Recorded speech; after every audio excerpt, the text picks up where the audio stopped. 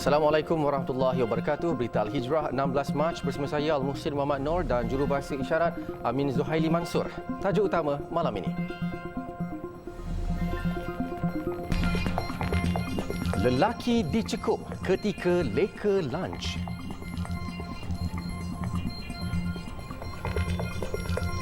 Juga beras putih tempatan tiada bekalan atau salin kulit.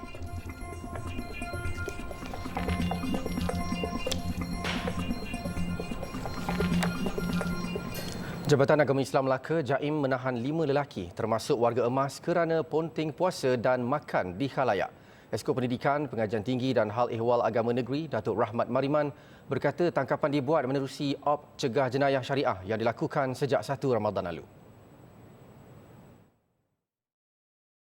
Kesemua ditahan berusia antara 20 hingga 60 tahun dalam operasi berasingan sekitar Melaka Tengah, Jasin dan Alu Gajah. Beliau berkata lebih mengecewakan apabila ada antara yang ditahan sedang leka menikmati makanan di kedai makan pada waktu tengah hari.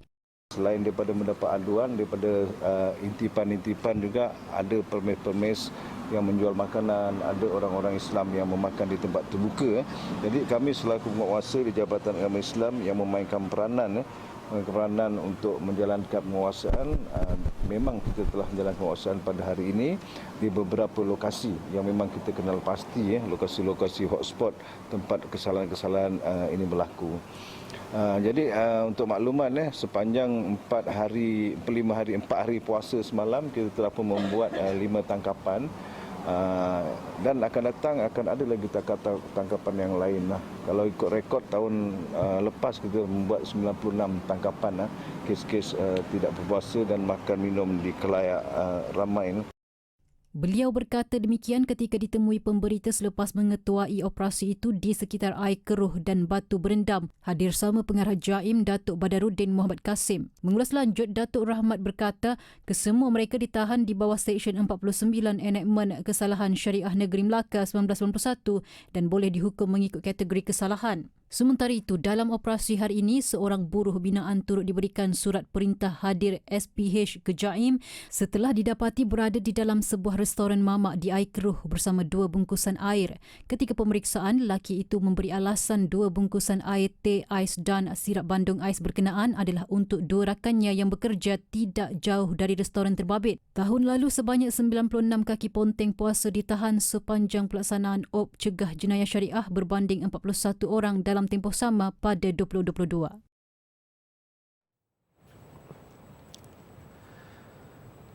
Empat kes pecah tabung masjid dilaporkan di Terengganu sepanjang 5 hari umat Islam menjalani ibadah puasa. Ketua Polis Negeri Datuk Mazli Mazlan berkata kes yang dilaporkan itu masing-masing membabitkan daerah Kuala Terengganu, Kuala Nerus, Marang dan Setiu.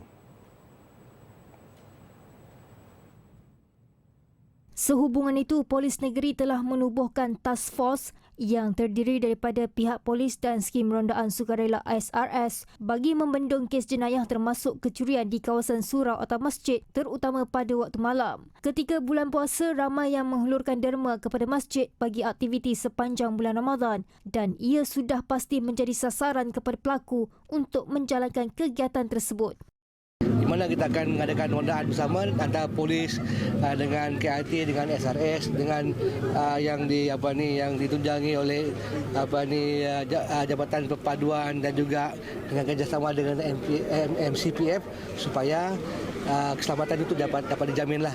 Terutamanya yang melibatkan kejadian-kejadian pada musim bulan Ramadan ini pecah tabung. Jadi ramai orang pergi masjid, orang berderma di tabung masjid.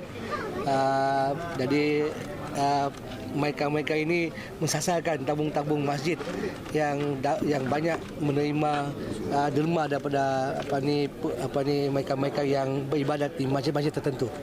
Beliau berkata demikian selepas merasmikan program rondaan polis diraja Malaysia PDRM dan SRS peringkat negeri Terengganu di Kuala Nerus. Tambah Datuk Mazli, pihaknya tidak menolak kemungkinan jenayah itu dilakukan oleh warga tempatan. Ketika ini pihaknya sedang giat mengesan individu yang terbabit dalam kes pecah tabung masjid menerusi rakaman kamera litar tertutup CCTV yang dipasang masjid. Manakala kes di Setiu, suspek seorang lelaki berusia 50 tahun berjaya ditangkap oleh orang awam petang semalam dan telah diserahkan kepada pihak polis. Sewa yang murah sekitar RM300 dan dekat dengan pasaraya menjadi sebab rumah pangsa bercam Ipoh dihuni lebih 80% warga asing. Penguasaan golongan berkenaan di kawasan itu menyebabkan penduduk tempatan berasa tidak selesa selepas bilangan mereka terus bertambah, ekoran sudah beranak pinak di sana.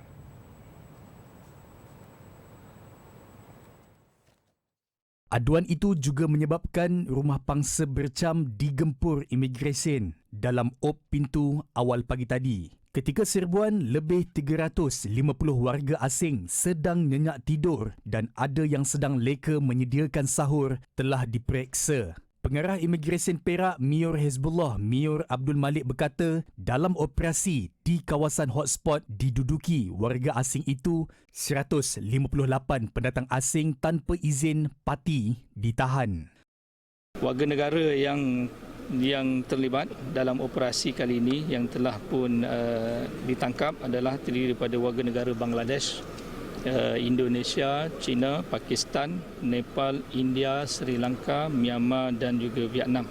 Dan juga purata umur tangkapan OKT yang ditangkap adalah antara umur 9 hingga 60 tahun.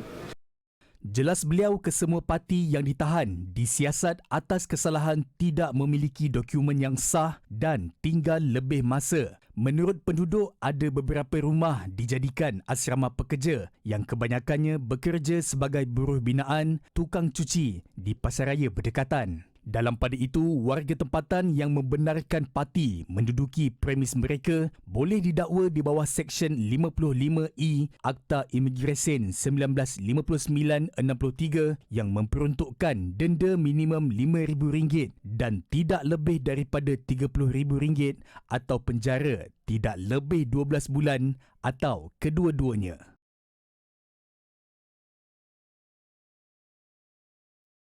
Pencemaran di Sungai Kuantan kini pada tahap kritikal apabila dicemari dengan kesan hidrokarbon seperti minyak hitam dan diesel. Dakwa nelayan dan pemancing sungai, pencemaran yang telah berlaku sejak beberapa dekad lalu memberi kesan terhadap hidupan akuatik serta mata pencarian mereka di sungai itu. Tinjauan kru berita Al-Hijrah di sungai tersebut mendapati kesan tumpukan minyak terampai dapat dilihat dengan jelas di permukaan air dengan bau minyak yang kuat. Malah kesan pencemaran berwarna hitam pada batang-batang pokok nipah serta beberapa spesies pokok lain di sepanjang sungai yang dipercayai berpunca daripada pembuangan minyak hitam oleh bot-bot nelayan. Pencemaran di tahap yang kita kata boleh katakan kritikal jugalah. Pasal hasil-hasil sungai yang mana yang kita perolehi dimasak, lepas tu tidak boleh kita nak olah untuk dimakan. Bebang. Terlampau kira kata teruk pencemaran tu. Saya dapat seperti ikan kakap merah, kakap putih, lokan, siput sedut. Kalau saya pergi restoran juga dia tanya ambil di mana. Kalau saya beritahu di Sungai Kuantan, RM5 sekilo pun orang tak mau beli. Orang tak mau. Pasal bebang. Bebang minyak, diesel apa semua, minyak hitam bebang.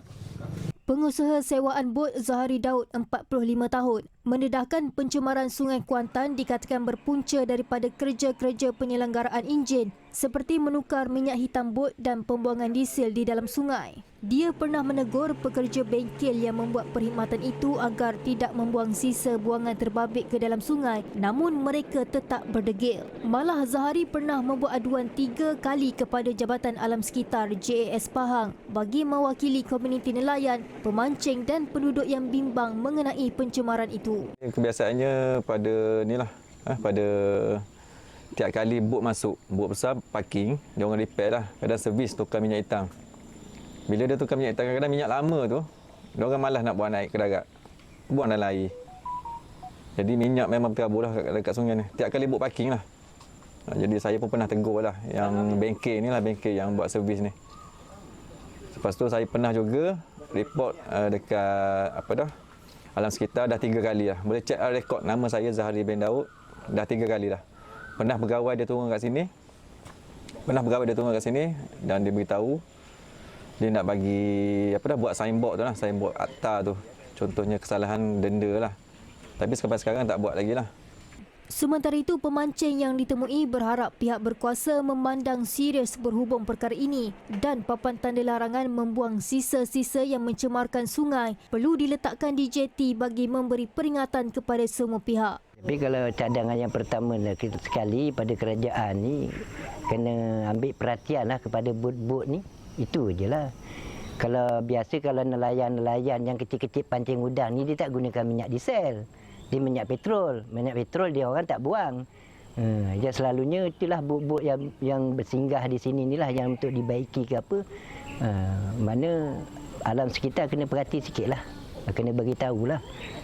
Seandainya dia buang lagi ke kena ambil tindakan lah. Jadi para pemancing-pemancing udang di sini ni tak terjejas. Inilah mata pencarian dia. Mereka semua berharap tindakan segera diambil bagi mengelak kepupusan hasil marin di sepanjang Sungai Kuantan dalam tempoh mendatang. Sementara itu, Pengarah Perikanan Pahang Abdullah Jaafar ketika dihubungi memaklumkan penguatkuasaan berhubung pencemaran sungai tidak berada dalam bidang kuasa Jabatan Perikanan. Bagaimanapun demi menjaga kelestarian Sungai Kuantan termasuk sumber perikanan di dalamnya, Jabatan Perikanan melalui sesi-sesi lipat urus seringkali menasihatkan pengusaha vesel atau bot penangkapan ikan supaya sama-sama bertanggungjawab menggunakan Sungai Kuantan dengan mengelakkan melakukan aktiviti-aktiviti yang mengakibatkan pencemaran tersebut.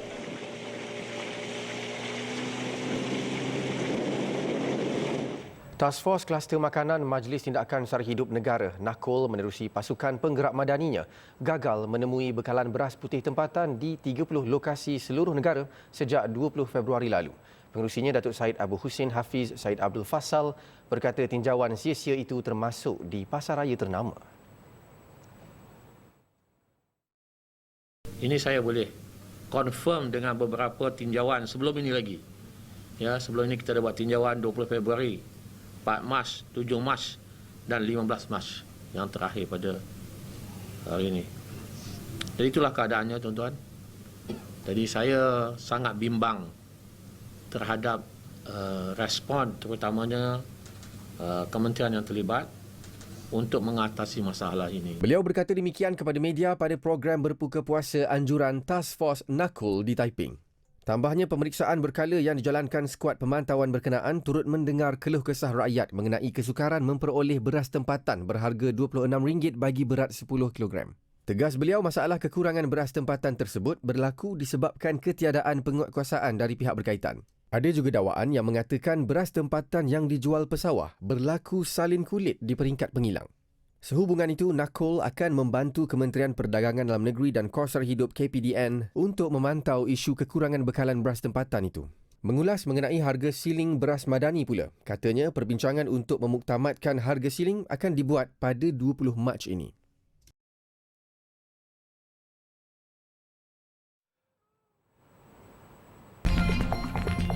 Selepas ini, lapor khalwat bukan buka aib orang.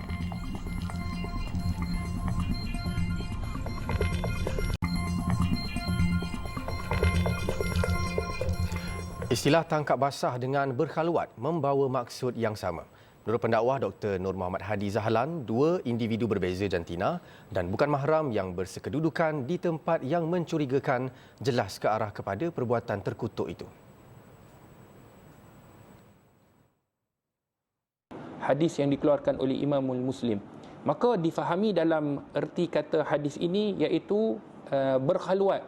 Tangkap basah sama juga dengan berkhalwat, bersekedudukan seorang lelaki dan wanita dalam satu tempat yang boleh menimbulkan keraguan. Memang benar khalwat bukanlah berzina, tetapi ia merupakan cara ataupun ia merupakan jalan untuk seseorang itu melakukan perbuatan zina. Jelasnya sekiranya tangkapan itu dibuat dengan mengikut segala proses seperti mana yang digariskan dalam syarak, kesalahan itu adalah jelas kerana lengkap dengan bukti serta perkabaran oleh orang awam. Sementara itu, beliau menegaskan bahawa melaporkan sesuatu kesalahan berhubung tangkap basah atau khalwat bukanlah satu perkara yang membuka aib seseorang. Mungkin ramai dalam kalangan kita yang mengatakan ini merupakan aib peribadi dan sebagainya. Kata para alim ulama, khususnya di dalam mazhab Syafi'i, Imam Ramli, seorang tokoh yang besar di dalam mazhab Syafi'i, menyatakan ia bukan merupakan aib peribadi sekiranya ada bukti yang kukuh. Kerana itu, apabila datang pengkhabaran yang benar, yang kukuh, maka pihak penguasa boleh mengambil tindakan terhadap mereka yang berkhaluat. Terdahulu, pihak berkuasa Jabatan Agama Islam Wilayah Persekutuan Jawi telah membuat serbuan di sebuah kondominium mewah yang melibatkan selebriti tanah air. Bagaimanapun, tertuduh telah menafikan bahawa telah ditangkap basah meskipun sedang berkesedudukan dengan lelaki lain yang bukan mahram.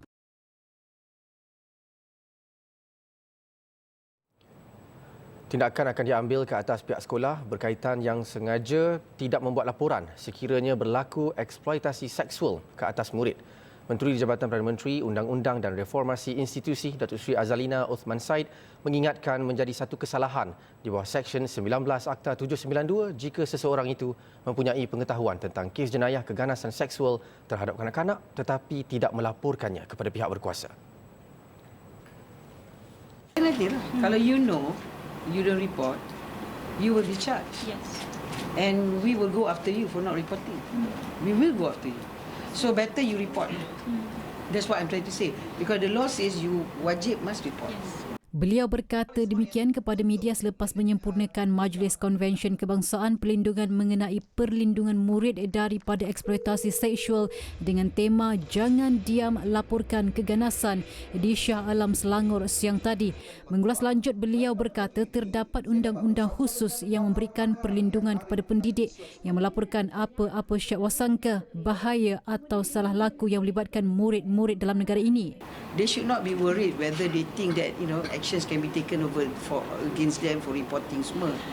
We have already informed that the law will protect them because the system that accepts the reporting doesn't mean you're already guilty.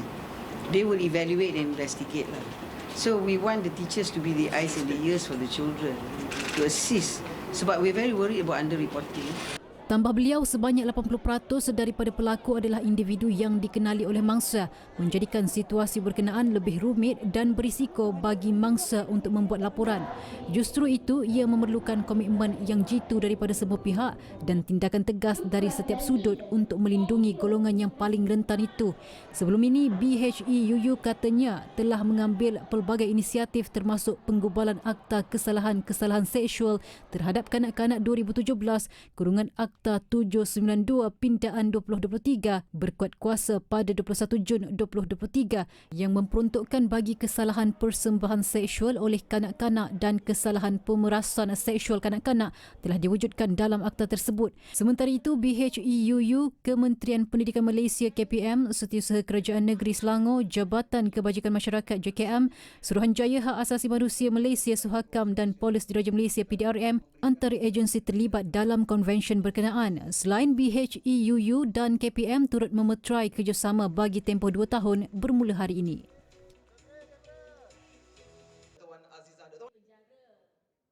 RM100,000 berjaya dikumpulkan warga sekolah antarabangsa Spectrum International School menerusi misi bantuan kemanusiaan Palestin. Hasil sumbangan tersebut kemudiannya akan disalurkan kepada badan bukan kerajaan NGO MyCare. Serahan sumbangan tersebut disaksikan Menteri di Jabatan Perdana Menteri Hal Ehwal Agama, Datuk Dr. Muhammad Naim Mokhtar. Dan bersempena dengan iftar pada malam ini juga, pihak Spectrum International School telah menyumbang sebanyak RM100,000 kepada MyCare, satu pertubuhan NGO yang terlibat dalam kerja-kerja kebajikan khususnya di peringkat antarabangsa. Beliau berkata demikian selepas merasmikan Majlis Iftar Anjuran Sekolah Antarabangsa Spectrum di Putrajaya malam tadi. Pada majlis ini juga kira-kira 33 anak yatim Pusat Jagaan Ruqayyah diraikan dan pihak penganjur turut menyampaikan sumbangan duit raya kepada anak-anak asnaf. Program tersebut disertai Persatuan Ibu Bapa dan Guru serta penduduk sekitar. Mari sama-sama kita contohi akhlak terpuji baginda sallallahu alaihi wasallam dengan menjadi mukmin yang paling pemurah khususnya dalam Ramadan. Riwayat Imam Bukhari, Nabi sallallahu alaihi wasallam seorang yang paling pemurah dan menjadi lebih pemurah pada bulan Ramadan. Mari berwakaf kepada pembinaan kompleks tahfiz anak-anak muallaf yang pertama di Malaysia dengan nilaian RM350 per kaki sebagai bekalan saham pahala di akhirat kelak.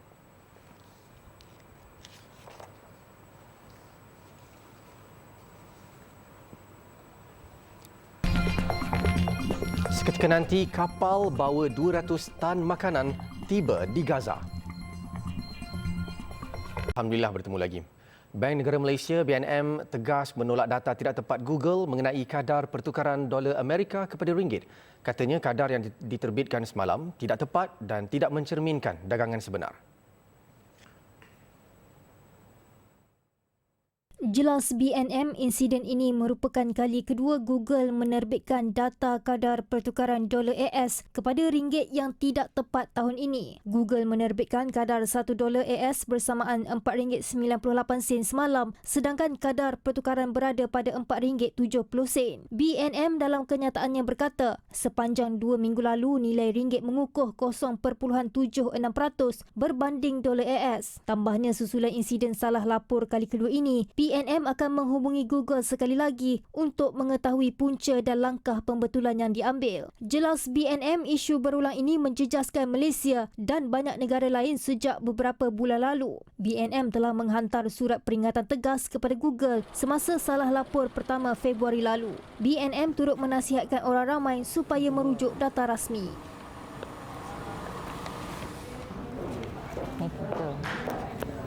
Empat majikan ditahan Jabatan Imigresen Wilayah Persekutuan Kuala Lumpur JIM WPKL kerana cuba memalsukan dokumen untuk mendapatkan permohonan ratusan kuota pekerja asing. Pengarahnya Wan Muhammad Saupi Wan Yusof berkata tindakan itu dilakukan dengan menggunakan alamat syarikat atas angin dan sengaja didaftarkan bagi mengaburi pihak berkuasa. Wan Muhammad Saupi berkata hasil risikan selama 30 hari dan aduan orang awam, pasukan operasi telah digerakkan melalui 4 ops sapu daripada bahagian penguatkuasaan JIM Wilayah Persekutuan Kuala Lumpur menggempur premis-premis syarikat yang terletak di sekitar Kuala Lumpur itu. Mereka yang ditahan adalah pemilik syarikat warga tempatan terdiri daripada 3 lelaki dan seorang wanita. Kesemua suspek dipercayai telah memalsukan beberapa dokumen permohonan dan mengemukakan alamat syarikat yang mengelirukan dan didaftarkan bagi mengaburi pandangan pihak berkuasa dan juga lain-lain dokumen syarikat yang dipercayai turut dipalsukan bagi memohon rekalibrasi tenaga kerja 2.0, RTK 2.0 serta menggajikan pendatang asing tanpa izin parti. Kes disiasat di bawah Seksyen 56-1-K Akta Imigresen 1959 Palang 63 iaitu cubaan memperolehi untuk diri orang lain, iaitu pekerja warga asing suatu PAS dengan memberi kenyataan palsu. Sabit kesalahan, mereka boleh dihukum denda tidak kurang daripada RM30,000 dan penjara tidak kurang 5 tahun tetapi tidak melebihi 10 tahun dan hendaklah juga dihukum sebat tidak lebih daripada 6 sebatan. Sifat kebinatangan Israel semakin jelas apabila membunuh 36 penduduk Gaza dari sebuah keluarga. Askar pengganas Israel menyerang sebuah rumah yang didiami keluarga Tabatibi itu berhampiran kamp pelarian Nusairat di tengah Gaza.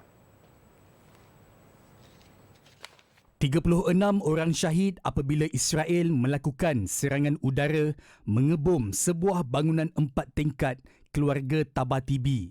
Pejabat media kerajaan di Gaza berkata kebanyakan yang syahid dalam serangan itu adalah kanak-kanak turut terkorban wanita hamil. Mangsa yang terselamat dibawa ke Hospital Al-Aqsa untuk rawatan. Pegawai perubatan bertungkus lumus cuba menyelamatkan nyawa kanak-kanak. Sementara itu, Perdana Menteri Negara Haram Israel Benjamin Netanyahu berkata beliau telah meluluskan rancangan ketenteraan untuk pencerobohan darat ke atas Rafah pula. PBB dan negara lain termasuk Jerman dan Belanda telah memberi amaran kepada Israel tidak meneruskan rancangan itu. Amerika Syarikat pula seolah-olah bersetuju dengan pelan Israel tetapi berselindung dengan alasan mahu melihat rancangan yang jelas untuk Rafah terlebih dahulu.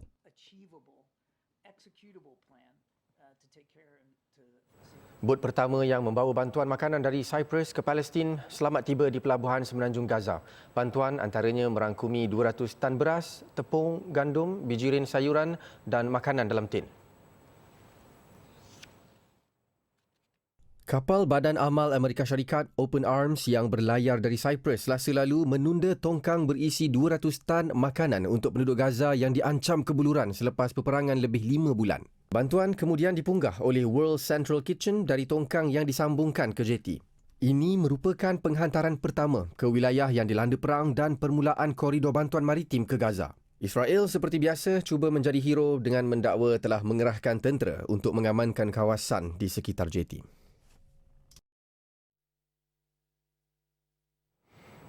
Sekian untuk malam ini. Saya Al-Muhsin Muhammad Nur dan jurubahasa isyarat Amin Zuhaili Mansur. Satukan ummah dengan ilmu bagi memperkasa Malaysia Madani. Assalamualaikum warahmatullahi wabarakatuh. Ramadan Karim dan selamat malam.